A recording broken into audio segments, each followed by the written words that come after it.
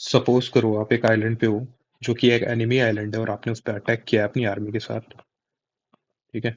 और आपके कमांडर बोलते हैं कि जिन शिप्स से अपन आए हैं उनको जला दो, बर्न द शिप्स। सो आप उस सिचुएशन में क्या करोगे? What will you do in that situation?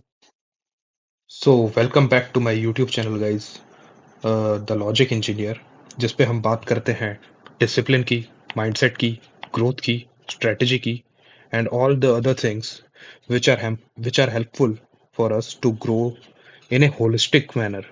सो हम एक तरीके से बंदे की होलिस्टिक ग्रोथ कैसे हो उसके बारे में बात करते हैं। हर फील्ड में कैसे एक्सेल करना है, कैसे स्ट्रेटेजाइज करना है, किस तरीके से अपना पाथ होना चाहिए किसी सिचुएशन को अप्रोच करने का, किसी सिचुएशन को डील करने का, कैसी भी एडवर्स सिचुएशन हो उनको भी। तो वो सब हम स्ट्रेटेजाइज करके यहाँ पे सीखते हैं। तो आज की हमारी स्टोरी है बर्न द शिप। तो ये काफी फेमस सी प्रोवर्ब है जो बहुत बार यूज की जाती है, बहुत ही अल्ट्रा सक्सेसफुल लोग जो होते हैं उनके द्वारा।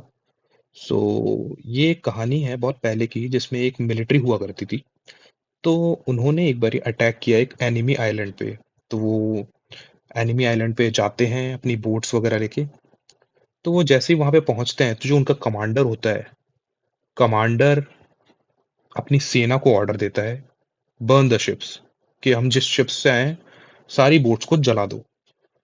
तो सारे सैनिक एकदम सरप्राइज हो जाते हैं कि अब क्या किया जाए, ये क्या बोल रहे हैं, ये कमांडर साहब पागल हो गए हैं कि ये क्या बात कर रहे हैं, जिन शिप से हम आए उनको जला क्यों दें, फिर हम घर कैसे जाएंगे वापस, और अगर अगर कुछ भागना हुआ वापस, रिट्रीट करना हुआ तो कैसे करेंगे, क्या बोल रहे हैं, पागल हो गए हैं क्या कमांडर साहब। तो इसके पीछे एक बहुत ही, मतलब क्या कह सकते हैं कि बहुत ही पावरफुल अप्रोच है ये, जो कि बहुत ही सक्सेसफुल लोग यूज करते हैं, बर्न द शिप। इसका मतलब है कि अगर तुम बोट्स जला दोगे तो तुम्हारे सोल्जर्स जो हैं उनके पास पीछे जाने का ऑप्शन ही नहीं रहेगा। No retreat, the only way is forward. सिर्फ तुम आगे ही बढ़ सकते हो, पीछे जाने का ऑप्शन ही नहीं है। तो उस कमांडर की सोच इतनी पावरफुल थी, उसने उनको कोई रास्ता ही नहीं दिया, अपने जो भी आर्मी थी उनको, कि तुम्हें लड़ना है तो 100% कमिटमेंट के साथ लड़ना है, 100%।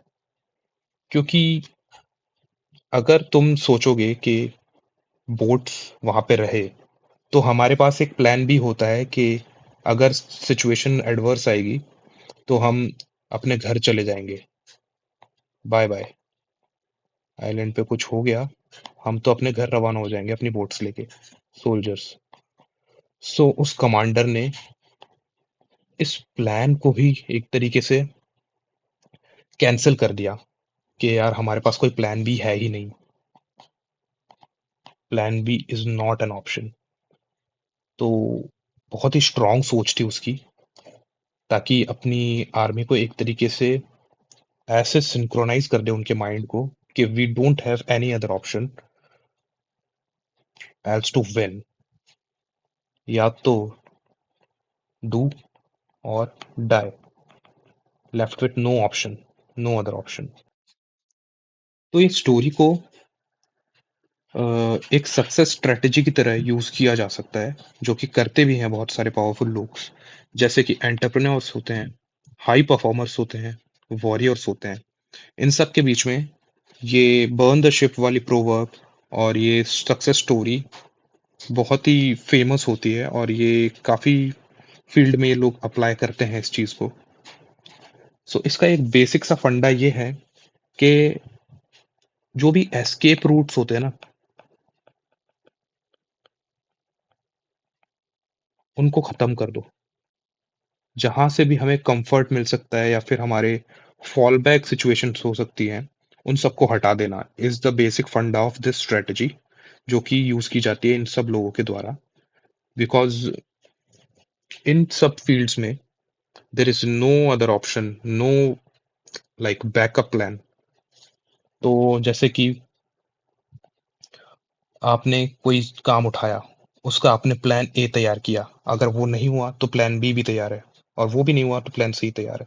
तो लोग क्या करते हैं, ऐसे बहुत सारे प्लान बना लेते हैं कि अगर ये एग्जाम निकला तो तो ठीक है, ये स्ट्रेटजी है। अगर नहीं निकला तो प्लान बी एग्जीक्यूट किया जाएगा, और वो भी नहीं हुआ तो प्लान सी एग्जीक्यूट किया जाएगा। पर इससे हमारी दिक्कत क्या आती है कि हमारा 100% कमिटमेंट नहीं हो पाता। 100% अपन प्लान ए पे फोकस नहीं कर पाते, सिंपल सी बात है। क्यों नहीं कर पाते? क्योंकि हमें पता है कि अगर ये प्लान सक्सेसफुल नहीं हुआ तो हमारे पास प्लान बी बचा हुआ है, प्लान सी बचा हुआ है। सो बेसिक सा फंडा ये है कि अगर तुम इसको निग्लेक्ट कर दो, इसको हटा दो, इन दोनों को, only rely on plan A, पूरी फोकस तुम प्लान ए पे ही लगा दो, तो तुम्हारे सक्सेसफुल होने के चांसेस 100 टाइम्स बढ़ जाएंगे। तुम्हारा फोकस इंप्रूव हो जाएगा, तुम बहुत अच्छे से फोकस कर पाओगे उस मेन थिंग पे। नहीं तो तुम्हारे फोकस भी लाइक डिस्ट्रीब्यूटेड होगा, जो कि सही नहीं है। अगर तुम्हें कोई चीज ढंग से अचीव करनी है तो इस स्ट्रेटजी को तुम फॉलो करो। एग्जाम्पल के थ्रू समझते हैं इसको एक। जैसे कि मोस्टली आप लोग स्टूडेंट्स हैं जो ये वीडियो देख रहे हैं, तो जैसे कि एक बच्चा है जो प्रिपेयर कर रहा है गेट एग्जाम के लिए। अब वो ठीक है, वो कोचिंग जाता है, वो नोट्स बनाता है, वो सेल्फ स्टडी भी करता है, पर वो क्या करता है, वो उसके पास इंस्टा भी अपलोडेड अपडेटेड है, उसके पास स्नैपचैट भी डाउनलोड हो रखा है फ़ोन में, वो यूट्यूब भी यूज़ करता है, वो फेसबुक भी स्क्रॉल करता है।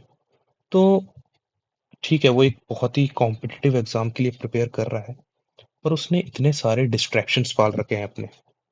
ये सारे एक तरीके से डिस्ट्रैक्शंस हैं उसके लिए।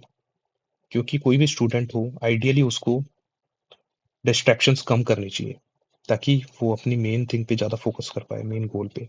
पर उसने इतने सारे डिस्ट्रैक्शंस पाल रखे हैं, तो उसका फोकस ऑब्वियसली बहुत ही कम होगा, क्योंकि ये सब चीज़ें ब्रेन को कंफर्ट करती है,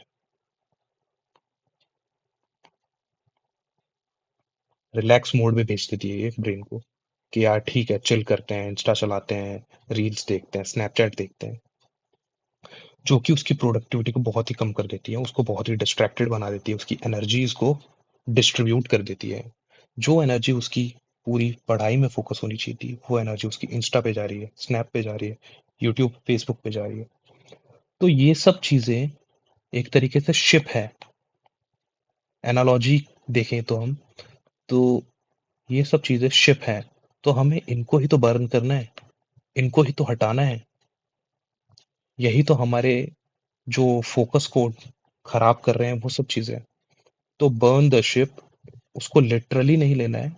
अपने शिप्स आप खुद देखिए, आपके शिप्स क्या क्या हैं जिनको आप बर्न कर सकते हैं, ताकि आप अपने मेन गोल पे फोकस कर पाए। ठीक है, thank you guys, this is all for this video. मैं और भी ऐसी वीडियोस लाता रहूंगा जिनमें हम माइंडसेट के बारे में बात करेंगे, स्ट्रेटजी के बारे में बात करेंगे, ग्रोथ के बारे में बात करेंगे, पर्सनल डेवलपमेंट के बारे में बात करेंगे। एक तरीके से एक होलिस्टिक अप्रोच अपनाएंगे जिससे हम ओवरऑल डेवलप हो पाए। So thank you for watching this video. Make sure you subscribe my channel